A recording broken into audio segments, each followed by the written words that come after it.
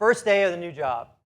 Shortly after I left teaching full-time in 2000, I was hired by a small consulting firm where I live. Now, this was going to be very different from, academia. It was a very exciting, time in my life. And I remember, the first day and getting a suit. I had a tie on that day, It was February. It was freezing. I get there, and, I'm first day, so I don't have a key, right? So I'm standing there, and I'm waiting. And I got there about 8:15. It was going to open at 9. So I wait there 8:15, and looking down and cold, and 8:30, and then 8:45. I'm going out. I'm looking at the address, make sure I have the right building, and then I'm coming back, and and at 8:59, the secretary comes. I see the secretary person come in, and I met her before, and she looks at me and says, can I help you? I've already met her a few times, so I can tell I've really left an impression with her. And I said, well, I'm starting today. And she looks at me. She goes, oh yeah, you're the new guy. I said, yeah, I'm the new guy. Yep. So I follow her up, and there's a very small waiting area, and a chair, and I sit down, and I wait, and I assume that my boss or the owner is going to be there fairly soon, and I sort of wait, and I wait, and I all of a sudden get, this incredible pit in your stomach, like something's not right, and I go, I've got the wrong day. This isn't my starting day. This isn't possible, right? This can't be. And this nausea hits me, and I go, this has got to be wrong. And I go to stand up. It's about 9:45. And the phone rings, and it's Ted. And Ted says, I hear him talking. He puts me on the phone. He says, listen, I'm so sorry. He says, I got called out by a client. He says, I'm not going to be able to make it in today, but Pam, the receptionist, has paperwork for you to fill out. So there's an envelope sitting right on her desk with my name on it. Okay, fine. So she hands it over to me, and I said, well, a desk would be useful, right? And she points, and she says, well, the last guy sat there. Okay.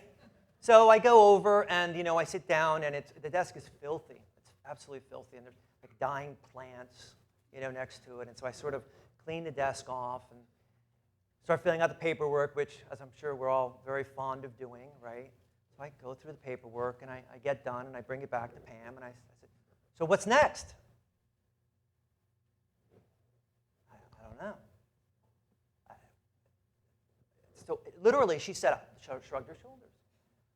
So I think my first day on the job, it's now 10:30.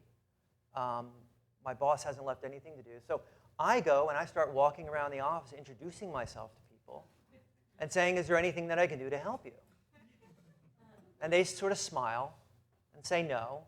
And most of them are, reading the news on the internet or whatever, and no one seems to be working particularly hard except for one intern that actually seemed to be doing something. So, I was raised in the way that you really want to be productive, and you got to do something. So I literally spent the day going around, cleaning my desk, right? I picked the dead leaves off the plant. I watered them. They said thank you. I found 2 boxes of pencils in my drawer. I sharpened them, right? And then I subjected them each to the test where you press really hard on the point, see if it can break.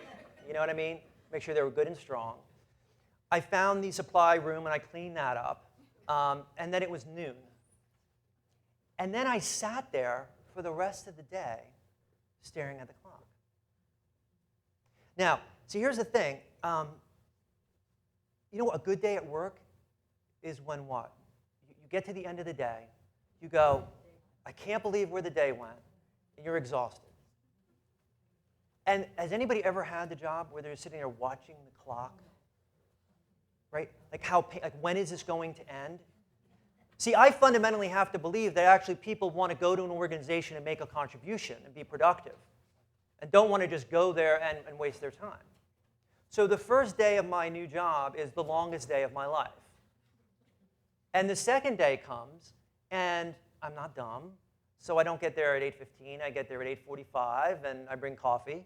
And at 8:59, she comes, and she looks at me, and she says, you're back.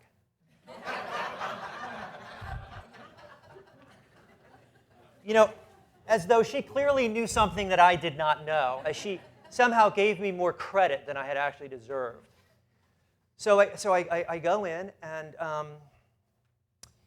I find out that my boss is going to going to be there fairly soon, though he's running late. And he comes in, and he shakes my hand vigorously, and he welcomes me and says how great it is that I'm there. And then he says to me, Paul, I'll tell you what, I'm going to take you to Staples. And I'm thinking, I have lots of pencils. I know where all the supplies are. And I'm like, but this isn't my boss. It's a new world. I came from academia, where, if we had a notebook, we were lucky. And so we go, and, he's sitting here, go, shop. Here, get the big blotter. Okay, I'll get the big blotter. And I'm thinking, okay, all right. So we go, he goes, well, put all your stuff away, and then come into my office. I said, oh, great. So I take all this, I shove it in my desk, I just want to get started. And so I come into his office, and he's on the phone. He keeps, when people go, 1 minute, I'm waiting there. Like half an hour, I'm waiting there, and finally he gets up to me, and he says, come on, we're going to lunch. So I said, this real world stuff's not too tough, right? It's not too tough.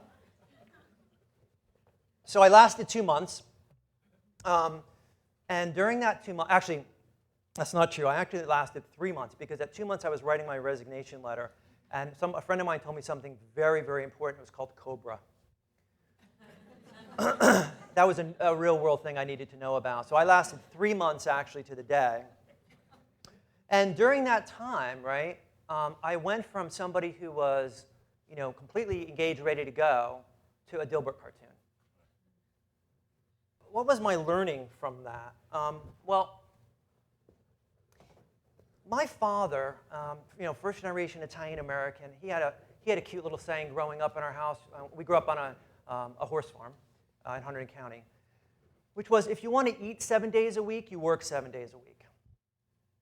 Okay, so in high school for a while, in addition to working on the farm, I actually worked as a night janitor. I worked in college. And the idea is I've kind of worked hard my whole life, because my dad taught me that there was this thing called work ethic, and you either had it or you didn't. You either had it or you didn't, and it was fixed, and your parents better teach it to you, because otherwise you're going to be lazy. And so what I realized was I had always approached human resources from this idea, you've got to hire the right person. By the way, I completely and totally believe that, and that it didn't really matter much about the whole environmental thing. And I was really wrong.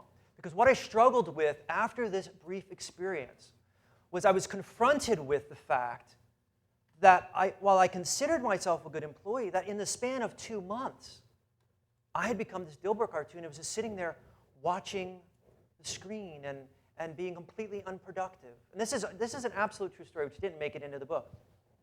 Nobody asked me what I was doing for the 2 months I was there. Nothing. So one day I decided I was really going to push the limits on this. My friend Clinton will appreciate this. I brought construction paper in. I got a cutting board. I cut up little different colored squares, and I made piles. And the owner company came over. She looked, and she goes, that looks very interesting. Carry on.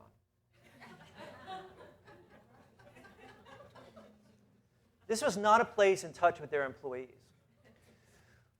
But I was confronted, right, with this issue that, on the one hand, I thought I had the right stuff, and if I had the right stuff, why couldn't I resist an environment that turned me into being somebody who I wasn't? And what I realized was, an oak tree could grow fabulously here in the middle of New Jersey, but in the Sahara Desert, it's not going to do well. So it really is about the environment.